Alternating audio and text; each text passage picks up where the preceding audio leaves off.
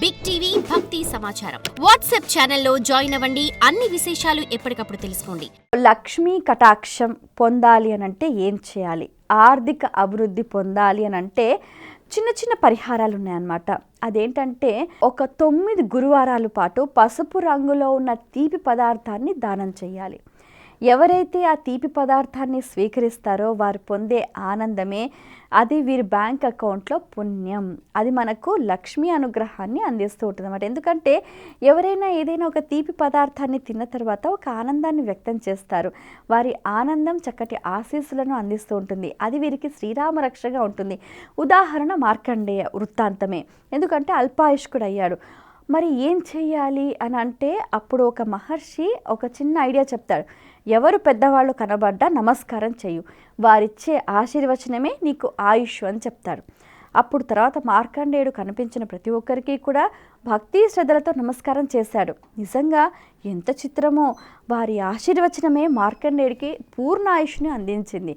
కాబట్టి పెద్దవాళ్ళు ఎప్పుడు కనబడ్డా ఎక్కడ కనబడ్డా వారికి నమస్కారం చేయాలి. వారి ఆశీర్వచనాలు మనం అందుకోవాలి. ఇంకోటి ఏంటంటే వ్యాపార అభివృద్ధి పొందటానికి మనకి ఇప్పుడు చాలా వరకు కూడా ఆగిపోయి ఉంటాయి, డబ్బులు తిరిగి రావు అన్నమాట. దానికి ఏం చేయాలి, ఎలా ముందుకెళ్ళాలి అని కూడా చాలామంది సందిగ్ధ అవస్థలో తికమక పడుతూ ఉంటూ ఉంటారు. ఒక పూర్ణ ఫలం అంటే ఏంటంటే మనకు పీచు తీయని కొబ్బరికాయ, దాన్ని ఏం చేయాలి అని అంటే దానం చేయాలన్నమాట. ఇంటికి ఎవరైనా వస్తే లేదా మీరైనా దేవాలయానికి వెళ్ళి వారికి దానం చేయాలి.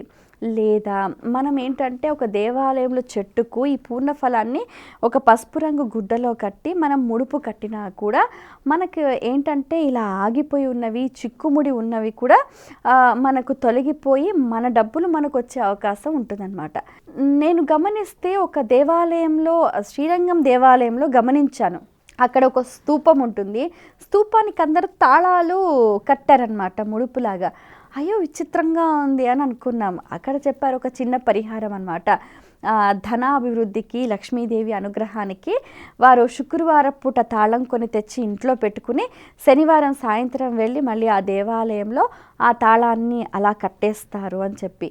దానివల్ల ఏంటి అని అంటే ఏవో కొన్ని రకాలుగా మనకు ఇబ్బందులు, మనల్ని పట్టి పీడిస్తున్న కొన్ని భయాలు, కొన్ని శక్తులు అనేవి కూడా మన నుంచి వీడిపోతాయి అన్నది కూడా చెప్తూ ఉంటారన్నమాట. ఈ రకంగా మీకు కుదిరినవి చిన్న చిన్న పరిహారాలు మనకు ఎంతో ఉపశమనాన్ని కలిగిస్తూ ఉంటాయి. For more videos like this, subscribe Big TV channel.